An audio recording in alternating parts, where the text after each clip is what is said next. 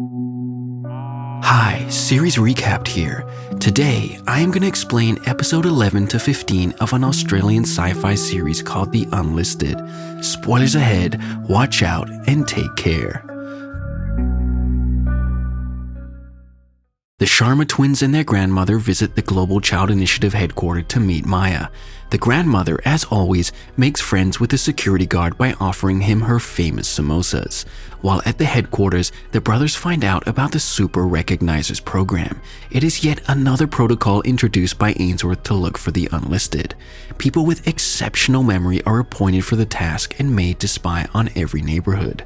Maya also informs them that she was made to implant Rose yesterday. The guys will have to think of a way to get her out before her memory is erased like Tim's. On their way out, they come across a man working in the electrical room. Dru asks for a tour of the room, hoping to find out any information that could help them. When the man is not looking, he steals a guidebook about the model electrical system. Inside the facility, Maya goes to Rose and Mac's room for a daily checkup. She secretly tells Rose to be ready at any given moment, promising to get them out as soon as possible. At home, Dru analyzes the handbook and figures out that if the power substation shuts down, the entire HQ will lose power. No cameras or keycards will work, which will be a perfect opportunity to help Rose and Mac escape. They go to the tunnels to tell the other kids about the plan, unaware that Regan is following them. At the hideout, she comes in front of everyone and promises to tell the officials about them. But before she can run away, Kal stops her and the group keeps her hostage. The implant doesn't work very well inside the tunnels and makes Regan weak. Because of this, she calms down easily. The group tells her the reality of the Infinity Group, but she refuses to believe them. Kamara stays in the tunnel with Regan while the others go to the HQ to execute their plan. They manage to enter the facility through the back door that has been left open by Maya. Jacob and Gemma stay in the electrical room while the twins sneak inside. At the same time, it starts to rain heavily. Back in the tunnels, Regan knows that her body has been acting differently for the last few days, but she doesn't want to believe that she is being controlled. Because of the continuous rain, the tunnels start to flood. Kamara and Regan work together to get each other out before they drown. In the headquarters, the power surge is assumed to be because of the thunderstorm. The staff is evacuated outside, making it easier for twins to remain unseen. Rose and Mac notice the door to their room is open and run outside. The Sharma twins are chased down by a guard, but Rose saves them. Thankfully, they are able to step outside without getting caught. Rose reveals that her implant is in a tiny vial because Maya never actually embedded it in her jaw. She keeps the implant on the back of a motorbike that drives away. However, Max still has his implant on him and could be tracked if he joins the group. To help them escape, he stalls the agents and is captured again. After that, the group returns to the hideout, which is closed because of the flood. Regan tells them that she believes them and will not tell the agents about what happened. Still, Kamara takes a video of her admitting that she doesn't support the Infinity Group. They plan to use it in case she tries to betray them in the future. Now that the enlisted do not have a place to stay, the twins invite them to live in their garage. The next morning at breakfast, the news about Mac is being broadcasted on TV. His memory has been erased, so he won't go against the Infinity Group again. Ainsworth claims that the kid was kidnapped and has just been found to rationalize his strange behavior. The twins tell the others about the news. Rose also reveals that the officials are planning to make the transformation permanent. If they are successful, the group will never be able to bring thousands of listed children back to their true form. Dru has a flash drive that can breach the Infinity Group's mainframe and give them access to all the information. This information can further help them destroy the entire database, thus bringing the implanted children back to their normal selves.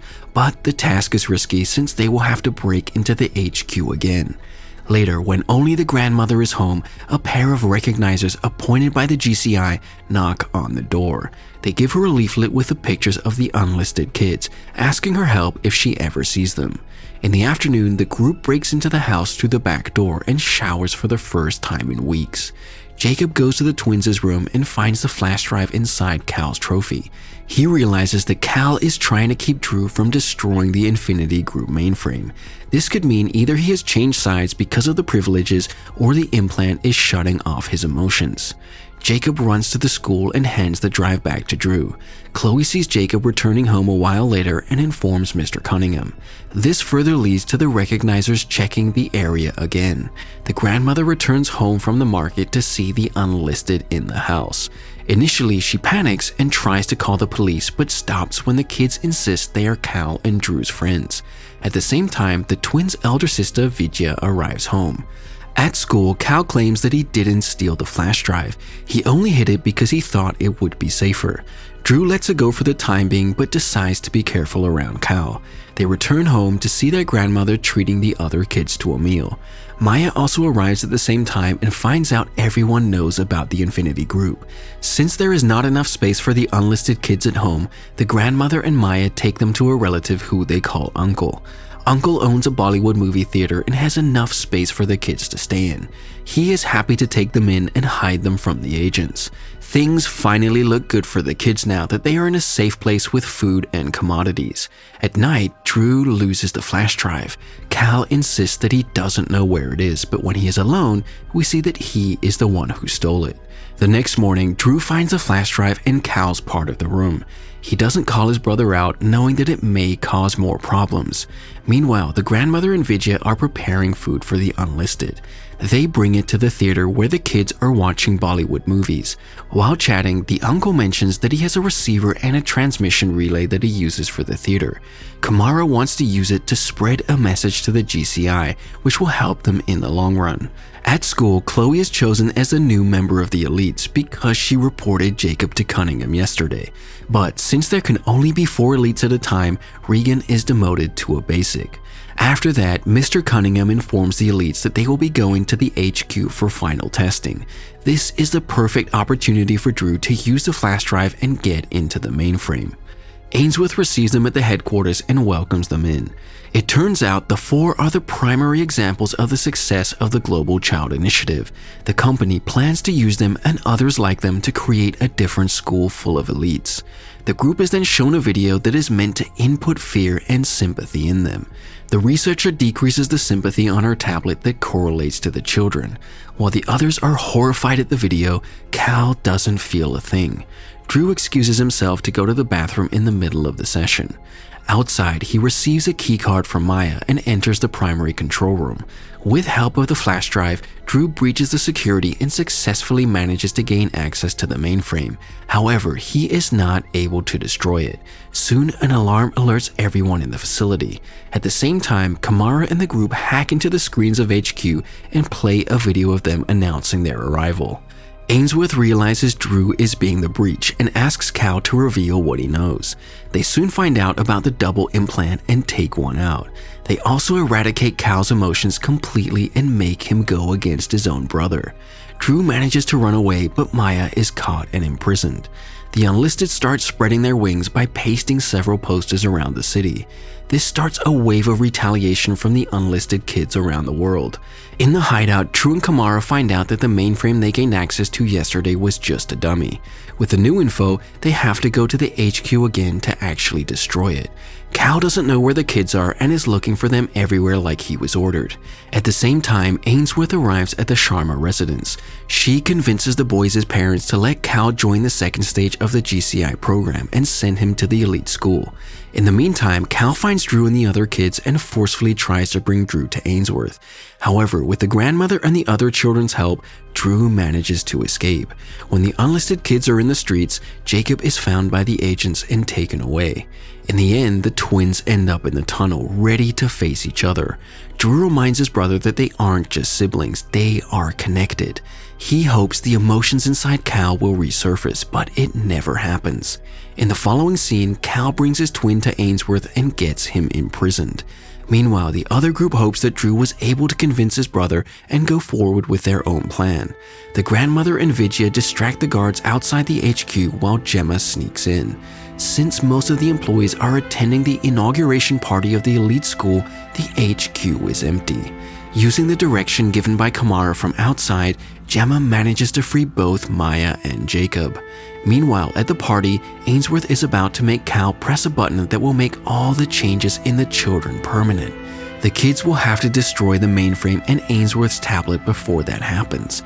Kal is made to speak in front of the audience as an excellent product of the GCI program, but he stutters and doesn't complete his sentences, something that is abnormal for his otherwise robot-like self.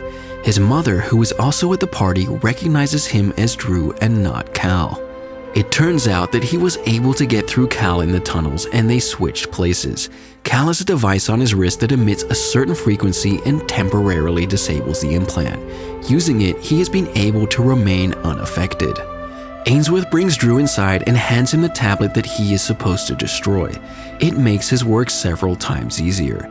Just when he is about to break it, Rose and Kamara arrive and stop him, assuming him to be Kal.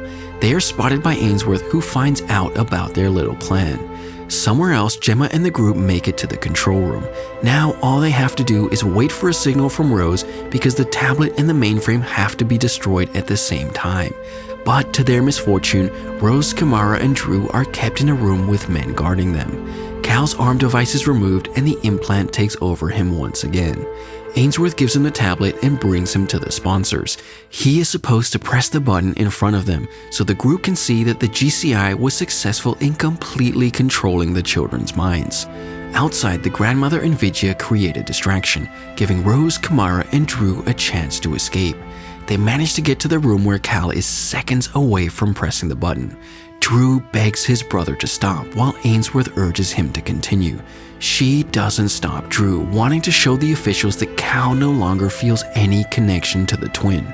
But she is proven wrong when Kal breaks the tablet instead of pressing the button. Simultaneously, Gemma breaks into the mainframe and destroys it. Ainsworth loses her mind and tries to prove to the sponsors that they can still control the children. Her attempt backfires when Kamara reveals that she is broadcasting the incident live to several people. The unlisted have finally revealed the truth about the Global Child Initiative program. The police arrive and arrest Ainsworth, her business associates, and the doctors who were helping her. In the following scene, the Sharma family is enjoying a meal together. They watch the news about Ainsworth being arrested for her deeds. The Global Child Initiative is dismembered, but the Infinity Group is still left functioning. Before going to bed, the twins get on a video call with the unlisted kids. They have all returned to their parents and are safe. In the last scene, Kal and Dru playfully argue and go to sleep.